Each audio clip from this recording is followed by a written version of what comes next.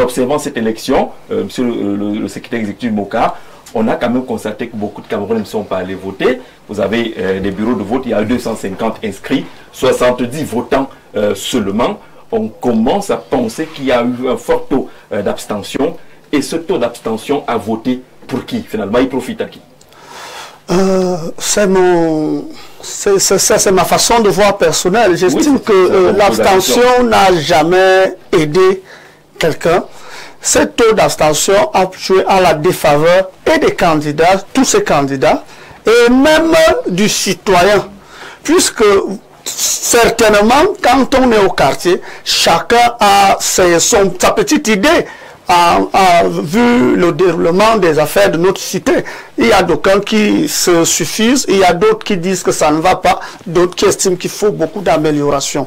Alors, s'abstenir et ne pas aller donc, puisqu'il y a des protagonistes qui sont, et chacun a son plan. Si c'est dit, chacun est passé pour dire ce qu'il fera du Cameroun après le 12 octobre, lorsqu'il sera sacré président de la République. Alors, parmi ces protagonistes, est-ce qu'une personne n'a pas pu convaincre ces personnes? Donc, ça dérange donc, puisque nous savons dans des élections que chaque voix compte. Et nous avons vu certaines élections où une seule voix a pu changer des situations. Et si aujourd'hui s'abstenir sans y aller, ce qui signifie que votre avis ne compte pas.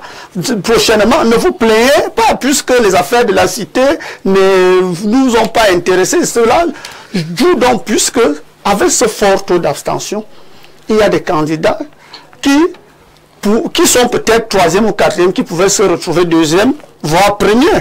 Et il y a des candidats aujourd'hui qui sont peut-être premiers, qui n'allaient pas l'être. Donc, vous voyez que ça ne facilite donc pas les choses, puisque nous voyons partout, bien que j'ai demandé aux gens, vous dites même que qu'est-ce qui se passe, ils disent on veut le changement.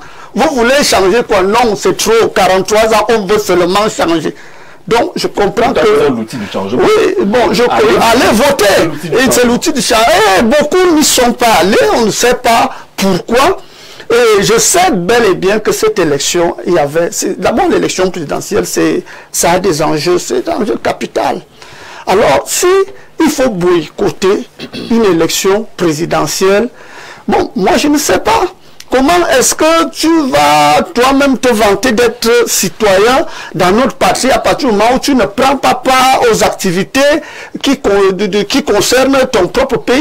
Et demain, et c'est la majorité aujourd'hui qui se plaint, qui montent même les uns contre les autres et qui sont d'accord, mais toujours en arrière. Mais ils balancent des mots d'ordre, ils balancent des slogans et tout et tout. Et pourtant, on a eu l'occasion que chacun vienne exprimer son ressenti. S'il faut sanctionner le régime en place, que le régime en place soit sanctionné par un nouveau challenger qui réellement a gagné. Bon, maintenant, je vais finir par là. On dit l'élection au Cameroun a sa loi électorale. Alors, code électoral, oui. Son code. Alors, s'engager à postuler signifie que vous êtes d'accord de suivre cette loi et son règlement. Alors, les débordements que nous observons aujourd'hui, nous n'avons pas dit au Cameroun que les résultats seront proclamés sur Facebook. Ça n'a jamais été écrit quelque part dans la loi électorale. Nous avons dit il y a un arbitre qu'on appelle Elekam. Tous ces protagonistes étaient d'accord. D'où sort-il aujourd'hui que quand l'autre marque le but, on dit c'était un bon but. Quand l'autre dit non, l'arbitre a laissé le hors-jeu, c'était... Bon, d'accord, on comprend cela. Sauf que nous sommes encore à l'observation, Rodrigue Adalbert, de l'abstention. En 2018, on était pratiquement à la moitié des inscrits qui n'avaient pas voté, sensiblement 4 millions par là. On est en train d'aller vers la même réalité. On a annoncé 8 millions d'inscrits, mais lorsqu'on observe les chiffres, on a l'impression qu'il y a moins de la moitié de ces Camerounais-là qui sont effectivement allés accomplir ce devoir. C'est dû à quoi? Merci Jean-Jacques Zed pour la parole donnée. Déjà, il faut féliciter les citoyens qui ont voté. Les citoyens qui se sont mobilisés et puis se sont rendus dans les bureaux de vote et ont choisi leur candidat et ont exprimé voilà leur choix, et effectivement en jetant leur dévolu sur un candidat. Ce qui m'intéresse de manière globale à l'observation du déroulement de ce processus électoral, c'est quand même un niveau remarquable de la culture politique, voilà, qui semble gagner du terrain ou alors prendre corps dans l'esprit des citoyens camerounais, parce que vous savez qu'il y a de cela quelques temps, bon, beaucoup de citoyens observaient les affaires politiques comme si ça concernait quelques individus ou alors un groupe de personnes. Mais de plus en plus, on constate que même la société profonde s'intéresse tout de même à la politique. Revenons donc à votre préoccupation. L'abstention, disons-le, est un choix. Nous sommes en démocratie, c'est vrai. L'abstention est un choix politique. Mais maintenant, il faut aller questionner les raisons du choix de tant de citoyens à s'abstenir, Oui. à refuser d'aller voter. En fait, à refuser de choisir quelqu'un. C'est qu'en effet, M. Jean-Jacques disait, depuis plusieurs mois, le débat politique est très retentissant au Cameroun. Mais maintenant, quand vous regardez ces réseaux sociaux, vous regardez les débats à travers la télévision, quand vous écoutez les Camerounais au quartier, dans l'imagerie populaire, si vous sondez très bien, vous constaterez que 8 Camerounais sur 10 ne croient pas qu'un seul opposant peut battre M. Paul Biya. Oui. Donc vous trouverez que 8 Camerounais sur 10 pensent qu'en fait, il fallait une mutualisation des forces de l'opposition. Mais maintenant, quand on écoute les leaders des partis politiques, quand on écoute ces acteurs-là, parce que la politique, c'est un peu comme l'arbre des montagnes, en fait. Les figures politiques ou les hommes politiques, quand ils s'expriment, il faut faire attention. Parce que l'arbre des montagnes est tel que vous êtes placé ici, vous voyez l'arbre à côté de vous, mais pourtant c'est très bien loin. C'est loin. Parce que quand on écoute le raisonnement, les analyses des acteurs politiques, on a forcément l'impression que leurs calculs et leurs aspirations sont totalement opposés ou détachés des aspirations du peuple qui parle, qui manifeste ou alors qui exprime le vœu de voir l'opposition mutualiser ses forces. Et maintenant, nous tombons donc dans un constat ou alors un sentiment selon lequel la volonté populaire a été méprisée.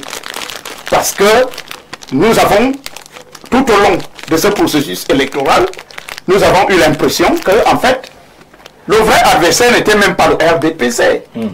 Parce que quand on voit ce qui se dit entre ces partis d'opposition, du moins ceux retenus pour la compétition électorale finalement, mais on se demande qui est même le véritable adversaire. Quand on écoute les acteurs politiques sur vos plateaux à travers les grandes émissions hebdomadaires, on a l'impression qu'en fait, ce n'est même pas M. Biya le problème. Ce n'est même pas le RDPC qui est à combattre ici. Vous avez des candidats qui sont jeunes et qui pensent que les candidats d'un certain âge qui se sont alignés au niveau de l'opposition sont venus leur avis la vedette. Et vous avez ces candidats jeunes qui estiment qu'en fait, on méprise leur âge. On dit d'eux qu'ils ne sont pas expérimentés. Vous avez maintenant ces papas de l'opposition, voilà aussi qui ont fait leur bonhomme de chemin et qui pensent que eux, ils ont un mot à dire, même s'ils sont anciens ministres. La bataille commence donc là-bas au niveau de l'opposition, jusqu'à ce que la volonté du peuple, en fait, je voudrais dire, la volonté d'une bonne partie des Camerounais ne soit pas prise en compte.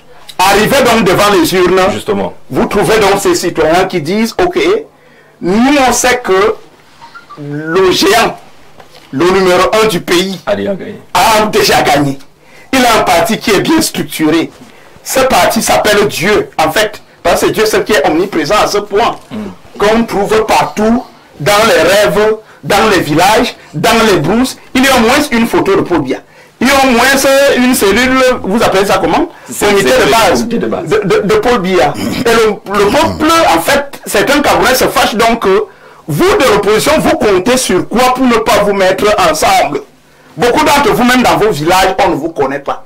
Donc en réalité, c'est ce sentiment-là, en fait, qui a fait que beaucoup se disent que vraiment, mieux M. Biya reprenne sa chose. Je refuse donc de voter pour des individus que je trouve belliqueux, qui développent des prétentions fortement déplacées, à estimer que le citoyen camerounais lambda n'a rien à dire, et son avis ne compte pas du tout. Et maintenant, pour trouver l'échappatoire, ils prennent des exemples sur le Sénégal, sur la France, sur les États-Unis. Pourtant, jusqu'au moment où je suis en train de parler, le Cameroun demeure le Cameroun. D'accord, Fadimatou Bengono. Est-ce à dire que les candidats n'ont pas suffisamment convaincu les Camerounais pour qu'ils se lèvent massivement pour aller voter? Ce que je voudrais déjà dire, parce qu'il faut déjà que les gens comprennent déjà ce que c'est que l'abstention. L'abstention qui est le fait pour un citoyen qui est régulièrement inscrit sur une liste électorale qui décide de ne pas aller exercer son droit de vote, choisir un candidat ou ne pas choisir un candidat, parce que le vote peut aussi être nul, comme ça a souvent été le cas, et tout comme on peut choisir un candidat. Maintenant, et quand on revient, on parle de ces abstentions-là, c'est un mal inhérent à la démocratie, parce que lorsque nous observons aussi à travers le monde, nous avons vu le taux record, c'était en France lors des élections législatives, où il y a eu près de 50% de taux d'abstention. Bon, chez eux, ils ont réussi à spécifier que c'était l'électorat jeune qui ne s'intéressait pas suffisamment à la politique. Bon, quand nous revenons pour le cas du Cameroun, nous observons justement qu'il y a toujours eu des forts taux d'abstention, parce que lorsque j'ai essayé de relever là tout à l'heure, dans 92, nous avions 71% des taux de participation. Là, c'était encore acceptable. En 2004, nous avions 82% des taux de participation. À côté, il y avait les bulletins nuls, bien entendu, 50 000 par là. En 2011, ça a commencé à baisser. Nous sommes à 68%, 68,20%. En 2018, maintenant, nous sommes à 53,85%. Ça veut dire ça va décrescendo. Et lorsque nous essayons de faire le ratio entre le nombre d'inscrits à cette époque-là et le nombre d'inscrits progressivement dans le temps, le taux est bien élevé. Et on s'interroge, bien entendu, qu'est-ce qui peut provoquer cela? Je dirais c'est le manque de culture politique. Le manque de culture politique, au-delà de tout ce que M. Evina a donné comme explication du genre peut-être les autres aimeraient que certaines personnes se mettent ensemble. Sauf que ce que je voudrais dire, c'est que l'abstention n'a pas de coloration politique. Oui. L'abstention n'a pas de coloration politique. C'est pour cette raison. Poser la question. Hein. C'est pour cette raison. Qui a l'habitude de dire que nous sommes 4 millions déjà dans nos cellules, comité de base, et qu'on est moins de 3 millions de votants. C'est même à l'intérieur du RDPC à l'abstention. Oui, et ce discours-là de 3 millions, 4 millions, M. Jean-Jacques Zé, il faudrait bien qu'on regarde les choses. Quand nous prenons de manière globale les responsables des bureaux, vous savez bien que, pour ceux qui ne le savent pas, au RDPC, à l'OG, on commence à militer à 15 ans. Et on n'a pas encore la majorité électorale. On n'a pas la majorité électorale. Oui. Il faut attendre 20 ans. Parce qu'on se dit, quand vous entrez à la cellule à 15 ans, vous avez 5 ans pour un mandat, pour vous socialiser. Et 5e année, vous êtes peut-être, vous pouvez aller au comité de base, à la sous-section, ou bien n'importe où. Mais vous avez déjà la majorité électorale. Donc, si on comptabilise 3-4 millions, ça ne veut pas forcément dire que ce sont les 4 millions de citoyens qui peuvent voter.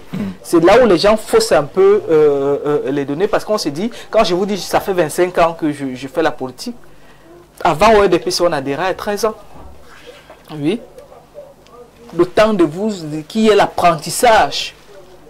Et je vais enfoncer une porte en disant que le RDPC est l'unique parti qui, pour le moment, participe à la formation de ses militants. La preuve. Là, quand je l'évacue, je dis, l'abstention n'a pas de coloration politique. Parce que même au sein de notre parti politique, pour nous, c'est un sujet de réflexion permanent qui nous amène à nous demander qu'est-ce qui a bien pu se passer, qu'est-ce que nous n'avons pas fait. Et là, ça engage notre responsabilité parce que peut-être avons-nous fait comme les autres qui vont obliger les gens à aller s'inscrire. Parce qu'il faudrait déjà que les gens comprennent pourquoi est-ce qu'ils s'inscrivent. Vous avez vu M. Jean-Jacques en 2025, en 2024, 25 par là, on allait carrément sortir les gens manu militaires et de chez eux, on voyait ça dans les réseaux sociaux, pour leur dire allez vous inscrire. Vous qu'on a sorti manu militaire, est-ce que vous aurez la conscience d'aller voter demain? Je doute fort. Donc nous pensons que nous devons revoir notre rapport à la politique et en même temps notre façon de socialiser les nôtres. Tout à l'heure, M. Vina a parlé des gens qui ne sont pas implantés. C'est vrai. Parce que nous avons toujours l'habitude de dire, si les gens ne parviennent pas déjà à intégrer leurs faiblesses, il serait difficile d'affronter un adversaire. Si je vais affronter le RDPC, je dois d'abord comprendre que le RDPC est mieux implanté que mon parti.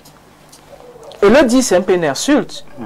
Moi, j'ai souvent l'habitude de parler du privilège du tenancier. Le RDPC naît descendre de l'UNC. Oui. Forcément, il hérite des structures de base. Il hérite de la ressource humaine. Il hérite peut-être même des infrastructures qui existaient déjà. Et ces structures de base se sont métastasées. Parce qu'avant, c'était pas dans les départements. Maintenant, c'est dans tous les départements, dans tous les arrondissements. Si les gens n'intègrent pas déjà ça, pour se projeter, on va assister à ce qu'on voit là. Moi, je vous ai dit, j'étais sur le terrain. J'étais chez moi à Fumbo. Nous avons 84 bureaux de vote. J'ai fait le tour dans les 84 bureaux de vote avec mon président de section OJ, que je salue, Moulom Abdourahman. Parce qu'il était question pour nous de voir comment est-ce que ça se passe si nos scrutateurs, nos représentants, nos vigiles n'ont pas de problème. Nous avons fait les tours pour leur offrir ce que nous avions préparé comme casse-croûte. Et je peux vous dire qu'il n'y avait pas de représentants dans les bureaux de vote. Maintenant, quand vous faites inscrire les gens à la criée, parce que vous vous dites, celle qui rentre du marché doit s'inscrire, est-ce que vous êtes sûr qu'elle est d'abord, cette personne-là est d'abord, s'intéresse même à la politique? C'est pour cette raison, entre autres, que nous assistons au fort taux d'abstention. Et le travail des partis politiques également, c'est de s'assurer que la personne que j'ai inscrite est suffisamment renseignée de ce que le jour du vote, il ira voter. Monsieur Jean-Jacques, j'ai pu vous dire que nous appelions même nos militants au téléphone. Est-ce que tu as déjà voté? Il dit non. Pas son bureau de vote. Il dit non. Viens, voici ton nom, viens voter. Est-ce que ta voisine telle a déjà voté? Est-ce que c'est comme ça? Si vous ne faites pas ce travail, si vous n'avez pas les gens sur le terrain pour les accompagner, parce que c'est un accompagnement, le citoyen, lui, parfois, se dit, quel est mon intérêt dans tout ça? Qu'est-ce que je gagne dans tout ça? Il faudrait bien que le responsable des partis politiques soit à la... Comment dire? Ce sont eux qui ont un intérêt que les gens aillent voter. Donc le taux d'abstention a une double détente. Il y a d'abord le manque de culture politique et le laxisme des responsables politiques eux-mêmes qui ne socialisent pas les leurs ou bien les citoyens à la chose politique. Hubert Etondi, Madame Bengon a parlé de l'intérêt. Les gens semblent se demander quel est mon intérêt dans cette affaire. Et dans le cas du Cameroun, on dit vraiment, ils ont déjà gagné, ils ont beaucoup de moyens, moi je vais faire quoi là-bas? Les autres disent qu'on a voulu que l'opposition se mette ensemble, ils ne se sont pas mis ensemble, peut-être sont des complices. Est-ce que ce n'est pas cet environnement-là qui amène les Camerounais à ne plus croire au vote? C'est déjà ça, mais peut-être qu'il faut aller un peu plus loin en précisant que la sanction a essentiellement quelques causes qu'on peut énumérer. Il y a les causes sociales. Parce qu'en principe, lorsque au plan social, la mobilité, on a parlé de beaucoup d'éléments là, parce que socialement c'est une question de mobilité. Mobilité plurielle, mobilité de statut, mobilité même de compréhension, mobilité de moyens, mobilité de disponibilité, parce que il y a beaucoup de choses là qui ont été dites dans ce sens. Et même socialement aussi, la question d'insertion, elle se pose. Lorsque votre insertion n'est pas socialement stable, la question électorale devient aussi instable pour vous. Et à tout moment, vous pouvez arriver à l'abstention. Je peux aller loin dans ce sens. Il y a des raisons politiques, même si l'abstention n'a pas une couleur politique, mais il y a des raisons politiques. Parce que il y a le fait de sanctionner. C'est-à-dire que l'abstention, c'est une sanction politique. Le cas de la France, qui a été édulcoré. Parce que les Français ont toujours cette imagination stérile, mais je ne sais pas si elle est orgueilleuse, insolente ou naïve. Ce n'était pas le fait de la jeunesse qui n'est pas assez intégrée à la chose politique. Faux. Mais sinon, comment est-ce que le Front National fait pour aller gagner les européennes? Le problème, c'est qu'en France, il y avait un problème politique. C'est l'échec d'Emmanuel Macron au plan social. De sa façon de gérer la France, qui était pratiquement quelqu'un, en réalité, où les Français se sont ressouvenus de son élection, qui n'était même pas une élection, mais qui était une élection sous la faveur de l'abstention, dont nous sommes en train de parler. Parce que l'abstention est un vote. Oui, c'est-à-dire que l'abstention a favorisé en ce moment-là le vote d'Emmanuel Macron, sur le simple fait que la France politique, qui nous donne des leçons, mais qui est égoïste, a fait barrage au Front National. Il y a eu cette unité. Alors, je reviens au Cameroun. Les raisons politiques de l'abstention. Alors, les raisons politiques, il faut faire très attention. Parce qu'il y a eu ce qu'on appelle la politisation du discours politique. Je ne veux pas revenir, parce qu'il y a des causes lointaines de l'abstention. Il y a des causes qui sont immédiates. Et je vais m'arrêter sur ces causes immédiates. Mais permettez, peut-être vous allez me donner un peu de temps, permettez-moi de faire comme une rétrospective de tous ces narratifs. Parce qu'il y a la politisation de la scène politique. Je commence par les acteurs qui ont commencé en décembre 2024 et en fin d'année de politiser à outrance et de manière négative la scène politique. Les premiers acteurs, ce sont ces fameux évêques, je ne sais pas quel Dieu ils servent, je suis désolé. Je suis désolé de parler à certains de ces évêques que je connais personnellement. Vous êtes chrétien, foncièrement chrétien. Vous le savez, oui. Vous ne l'ignorez pas. Vous savez même que j'ai été porte-parole de certains. Absolument. À un moment donné. Et cela n'était pas de moindre sur la scène nationale. Donc, ces gens, en réalité, qui sont entrés par effraction de manière violente et de manière manipulatrice dans le narratif politique en décembre 2024 jusqu'en janvier 2025, où on a même vu un bon diable descendre du ciel en pleine homélie. Or, quand vous avez ce discours politique, nous faisons quand même, je vous ai dit tout à l'heure qu'entre-temps, il faudrait comprendre que je fais dans la recherche indépendante, fondamentale, en sciences de l'information et la communication, nous faisons quand même dans la question de l'opinion. Alors, quand vous dites aux gens, le 24 décembre et suivant, ce sont des évêques, je n'ai pas besoin de les citer, ils se connaissent, et certains sont... on les connaît. Donc. On les connaît. Je veux dire une chose qui est très grave et qui est vraie pour eux. Certains sont des égoïstes, même dans leur chapelle. C'est-à-dire que ce n'est pas même des exemples dans leur propre chapelle.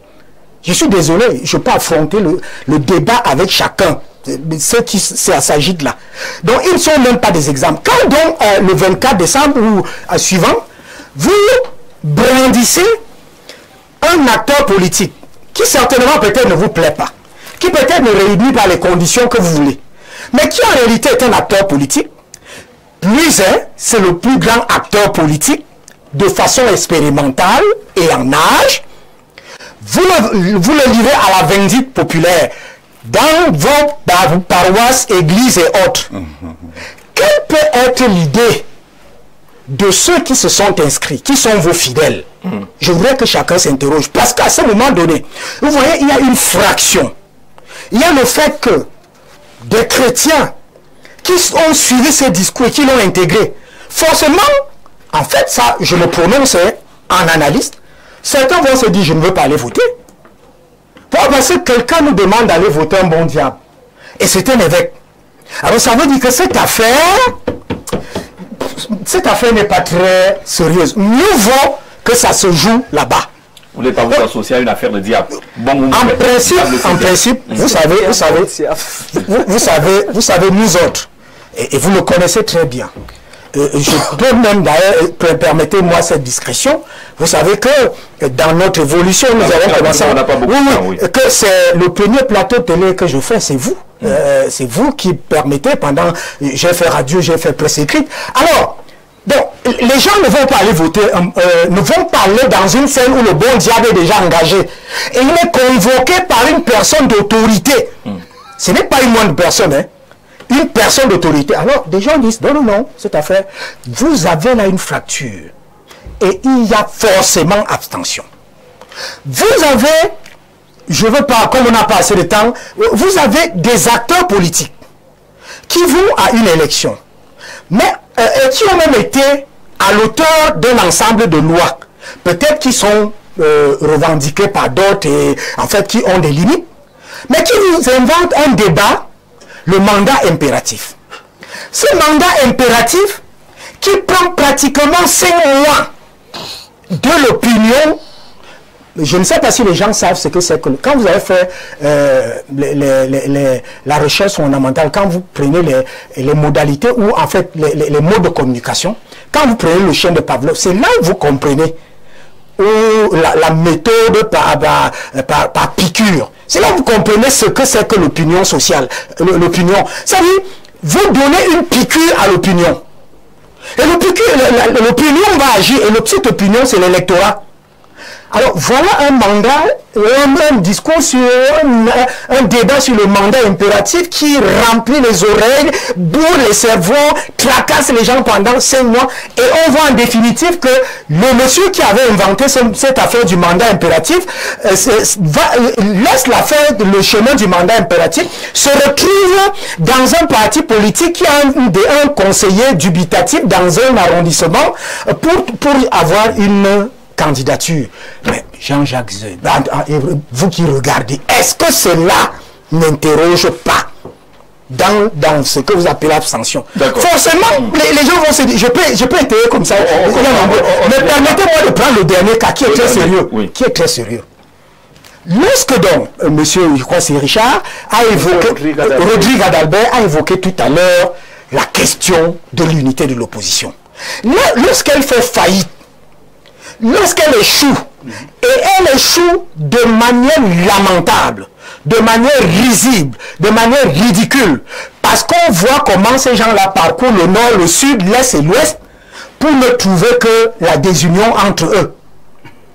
En fait, de l'alliance et de tout ce que vous racontez, ils ne trouvent que la désunion. Alors, est-ce que... Mais le dernier fait, et je sors par là, j'ai dit que j'aurais, en matière de recherche, j'aurais étayé plus... Le dernier fait, dans cette compétition même dont on dit les opposants y sont allés. Mais vous trouvez quelqu'un qui a eu le tout fait de faire lourdement et tranquillement valider sa candidature. Je dois le citer à Kerimuna, à la dernière minute, alors que les bulletins sont déjà imprimés, 8 millions multipliés par 32, vous savez combien, 31 653 bureaux de vote, c'est déjà imprimé. Et il dit que lui ne va plus au vote. il va s'accrocher vers une personne. Mais est-ce qu'à ce moment précis, si vous êtes dans votre tête, vous-même vous irez? J'y vais plus. Tout cela, on peut se dire comme vraiment, ils s'amusent avec nous. Et ils sont, comédiens, alors,